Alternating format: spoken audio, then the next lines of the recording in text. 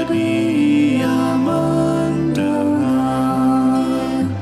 sejak kulihat wajahnya, ku yakin pada firman-Nya dan menyerahkan bimbangku di dalam saat yang teduh.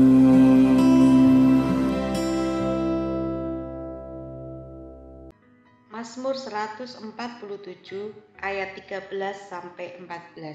Sebab ia meneguhkan palang pintu gerbangmu dan memberkati anak-anakmu di antaramu. Ia memberikan kesejahteraan kepada daerahmu dan mengenyangkan engkau dengan gandum yang terbaik. Halo Bapak Ibu yang ada di rumah masing-masing, selamat pagi untuk kita semua. Selamat berjumpa kembali dalam doa pagi online. Bapak Ibu, saya berharap ya kita semua dalam keadaan sehat-sehat saja. Nah, hari ini kita sama-sama akan mendengarkan kembali firman Tuhan. Namun sebelumnya saya mengajak kita bersatu di dalam doa. Mari saudara, kita berdoa. Bapa dalam Tuhan Yesus Kristus, terima kasih kalau di pagi hari ini kami boleh menyambut hari baru yang Engkau ciptakan bagi kami. Tuhan, biarlah sukacita di dalam Tuhan senantiasa mengiringi setiap langkah kami. Terlebih lagi ketika kami boleh berjumpa dengan firman-Mu yang semakin meneguhkan iman kami, dan kami semakin memahami kehendak dan maksud Tuhan, apa yang seharusnya kami lakukan sebagai anak-anak-Mu. Karena itu ya Tuhan, berkati setiap pembacaan-pembacaan Alkitab yang kami renungkan pada pagi hari ini, supaya apa yang boleh kami dengar menjadi berkat di dalam hidup kami.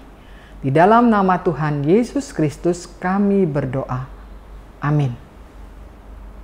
Saudara sekalian, tema pada doa pagi online ini adalah berhikmat dalam terang Kristus, yang terdapat di dalam kitab Injil Yohanes pasal 8 ayat ke-12 sampai ayatnya yang ke-19.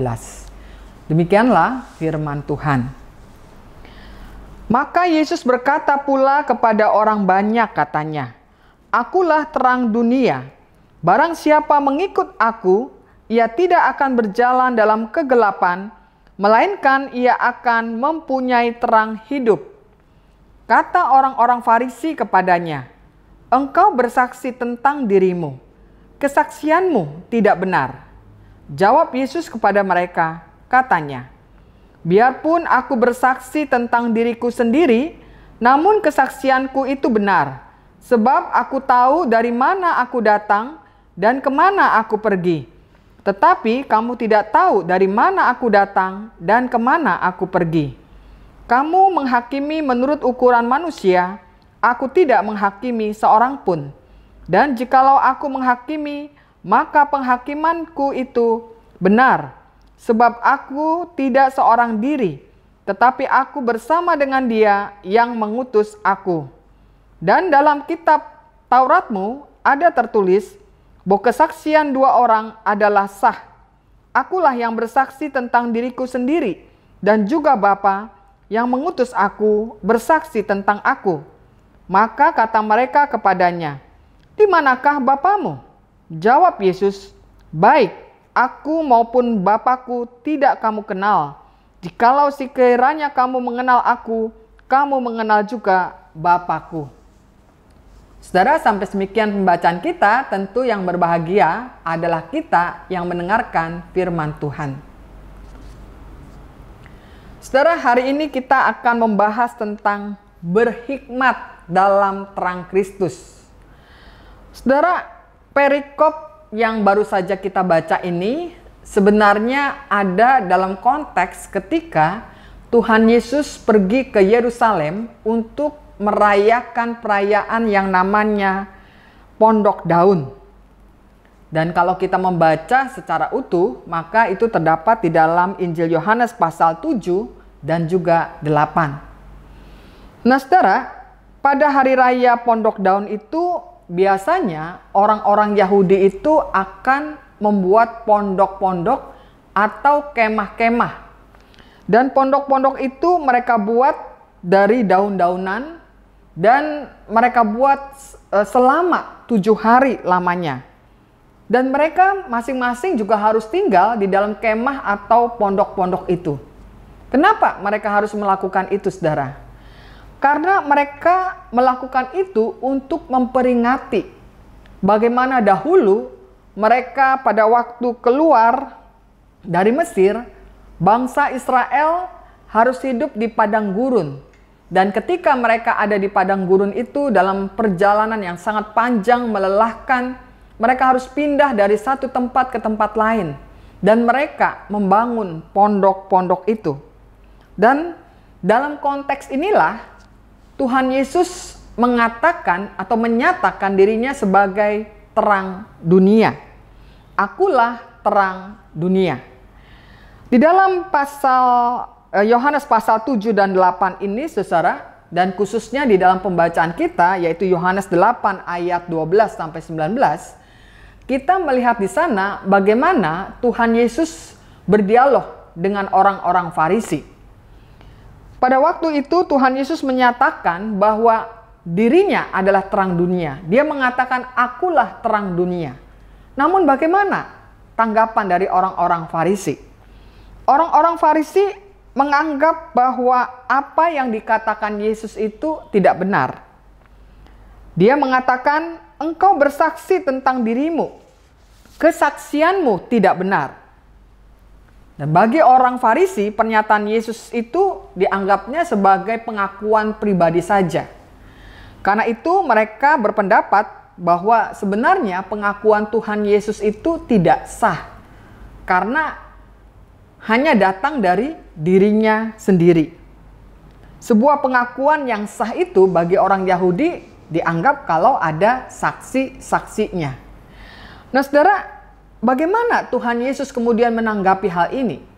Ketika Tuhan Yesus menanggapi hal ini, Tuhan Yesus mengatakan bahwa yang menjadi saksi itu adalah dirinya sendiri dan juga Bapanya yang di surga.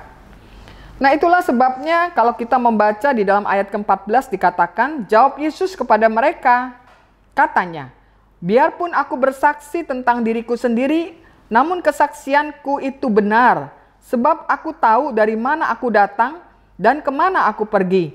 Tetapi kamu tidak tahu dari mana aku datang dan kemana aku pergi. Jadi dengan jelas Tuhan Yesus mau menegaskan bahwa Dialah terang dunia. Nah, saudara, karena itu kesaksian apa yang masih dituntut oleh orang-orang Yahudi kepada Yesus itu sebenarnya tidak tepat. Kenapa? Karena Tuhan Yesus itu mau menggambarkan dirinya itu seumpama lilin, saudara. Lilin itu sebenarnya tidak perlu menegaskan bahwa dirinya adalah terang. Kenapa? Karena lilin itu sudah menyala. Ya. Sama juga sebenarnya dengan Tuhan Yesus. Karena dirinya terang, maka dari situlah nampak bahwa banyak orang ketika datang kepadanya, entah itu yang sakit, entah orang-orang berdosa, mereka merasakan kehadiran sang terang itu melingkupi kehidupan mereka.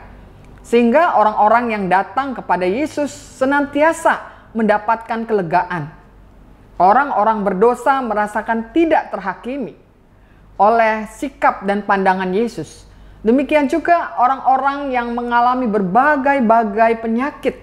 Mereka mencari-cari Tuhan Yesus. Mereka ingin datang kepada Tuhan Yesus sang terang itu. Karena di sanalah mereka mendapatkan kesembuhan dan mendapatkan kepulihan hidup. Nah, saudara, tapi ternyata hikmat dari orang Farisi itu tidak sampai seperti apa yang dinyatakan Yesus. Orang Farisi tidak bisa memahami hal itu. Mengapa? Karena mereka ini adalah orang-orang yang boleh dikatakan dalam tanda kutip orang-orang buta. Orang buta itu, saudara, tidak akan pernah dapat melihat terang. Meskipun terang itu begitu bersinar, namun mereka tidak akan mampu menangkap terang itu. Ia tidak dapat melihatnya.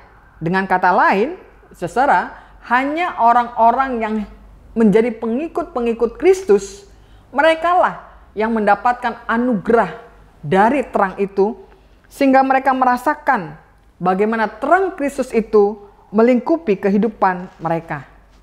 Nah saudara, pada saat Yesus menyatakan dirinya sebagai terang hidup itu atau terang dunia itu, Yesus mengucapkannya ketika ia berada di perbendaharaan. Atau seperti pembendaharaan itu seperti kotak persembahan dan di dalam konteks perayaan pondok daun. Kotak persembahan itu terletak di posisi luar dari bait Allah. Di dekat kotak tersebut sebenarnya ada dua api yang besar yang dibuat menyala terus-menerus sepanjang 7 hari lamanya. Nah, apa maksudnya dari dua api besar ini? Konteks ketika Tuhan Yesus mengatakan akulah terang dunia itu, ia menyatakannya ada di antara dua api besar itu. Dan Tuhan Yesus pada saat itu sedang merayakan perayaan pondok daun bersama-sama dengan orang-orang Yahudi yang lainnya. Nah, dua tiang api itu sebenarnya ini berkaitan erat dengan tiang awan dan juga tiang api pada waktu bangsa Israel keluar dari Mesir dan mereka berjalan di padang gurun menuju tanah perjanjian, tanah Kanaan. Di sanalah Tuhan memimpin bangsa Israel dengan tiang awan dan juga tiang api. Tiang awan pada waktu siang dan tiang api pada waktu malam. Itulah sebabnya di sepanjang perjalanan di gurun pasir yang kering, yang keras, yang tandus, yang berat dengan berbagai-bagai macam penderitaan sekalipun, orang-orang Israel tetap mampu berjalan maju. Kenapa? Karena ia menemukan terang hidup itu di dalam pimpinan Allah melalui hadirnya baik tiang awan maupun juga tiang api. Nah, itulah sebabnya saudara, disinilah orang Israel merasakan bahwa Allah senantiasa memelihara hidup mereka. Berbagai-bagai kebutuhan hidup mereka, baik makanan, minuman, senantiasa disediakan Allah pada waktunya. Dan mereka tidak pernah merasakan kekurangan. Itulah sebabnya orang-orang Israel atau orang-orang Yahudi ini sebenarnya sudah mengalami bagaimana terang dunia itu dinyatakan dalam hidup mereka. Sehingga mereka menemukan terang hidup dalam perjalanan kehidupan mereka sehari-hari. Disinilah saudara Tuhan Yesus mau menyatakan bahwa ia adalah Allah yang telah menyertai bangsa Israel. Ia adalah Sang Immanuel yang senantiasa menjaga kehidupan mereka. Nah, saudara, hari ini tepatnya pada tanggal 31 Desember 2021, kita sudah melewati perjalanan panjang di tahun 2021 ini dari tanggal 1 Januari sampai tanggal 31 ini. Saudara, kita tahu bahwa kita masih ada dalam masa-masa pandemi. Kita juga merasakan bagaimana di antara kita mengalami sakit yang berat, harus mengalami penularan COVID-19. Ada juga yang harus kehilangan orang-orang yang mereka kasihi. Tapi saudara, bukankah kita juga merasakan dalam perjalanan yang begitu berat itu, Tuhan mau menjadi tiang awan dan juga tiang api dalam perjalanan hidup kita. Sehingga kita tetap mampu berjalan melewati masa-masa yang berat ini sampai di titik ini. Dan oleh sebab itulah, kita sebagai umat Tuhan senantiasa perlu meyakini akan kasih setia Tuhan yang tidak pernah meninggalkan kita. Dan Dia akan terus melanjutkan kasih setianya ketika kita nanti memasuki tahun 2022.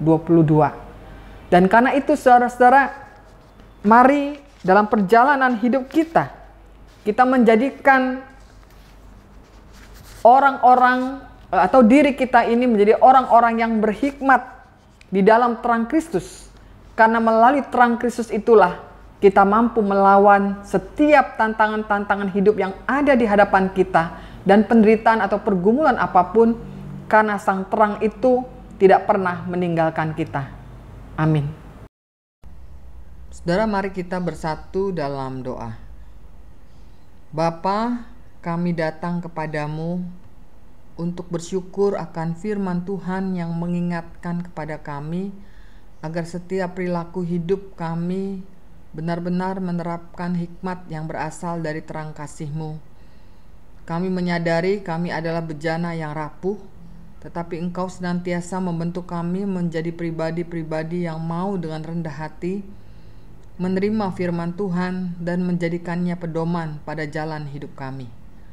Saat ini kami juga berdoa untuk perjuangan rakyat Afghanistan dalam pemerintahan Taliban. Tuhan, tolonglah agar pemerintah di sana mampu mengayomi rakyat dengan baik, dengan penuh kasih, sehingga akses kebutuhan hidup masyarakat dapat terpenuhi dan rakyat Afghanistan dapat hidup dengan damai dan sejahtera. Kami juga berdoa ya Tuhan untuk penularan COVID-19 yang sangat masif di berbagai negara seperti Prancis, Inggris akibat virus Omikron. Tuhan, berikanlah kemampuan kepada pemerintah di sana untuk mengendalikan penyebaran virus dan masyarakat pun patuh pada peraturan atau kebijakan yang diambil pemerintah. Kami juga berdoa untuk antisipasi pemerintah Indonesia dengan datangnya virus Omikron. Biarlah baik pemerintah maupun masyarakat tetap mampu menjaga protokoler kesehatan dengan baik dan berikanlah kepada Kementerian Kesehatan kemampuan untuk mendorong setiap instansi di pusat dan daerah-daerah yang terkait dengan kesehatan untuk tetap mampu mengatasi penyebaran Omikron sehingga tidak menjadi masif dan dapat dikendalikan oleh pemerintah kami.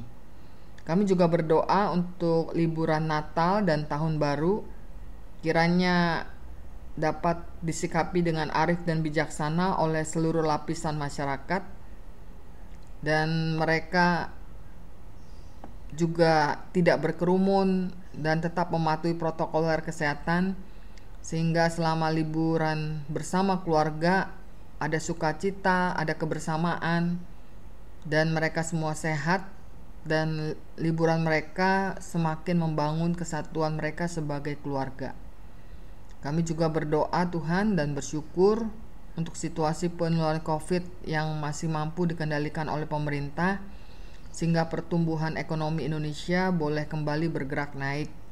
Biarlah kondisi ini boleh kembali pada kondisi normal, sehingga baik anak-anak kami tetap mampu untuk bersekolah, tidak lagi online tetapi mulai dengan tatap muka, dan para orang tua yang bekerja di kantor atau yang menjalankan usahanya, mereka dapat menjalankannya dengan lancar dan baik. Kami juga berdoa Tuhan agar pemerintah dan masyarakat tanggap dalam mengantisipasi datangnya berbagai bencana, baik itu gempa bumi, banjir, tanah longsor, dan cuaca ekstrim, sehingga dampak yang dihadapi dapat diatasi dengan baik dan tidak ada korban jiwa akibat bencana yang terjadi. Tuhan, inilah seluruh doa-doa kami yang hanya kami panjatkan di dalam nama Tuhan Yesus Kristus sebagai Tuhan dan Juru Selamat kami yang hidup. Amin.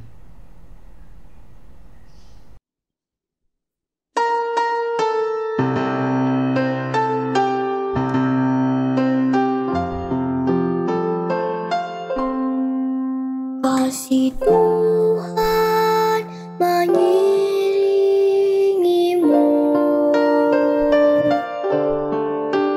dan sayang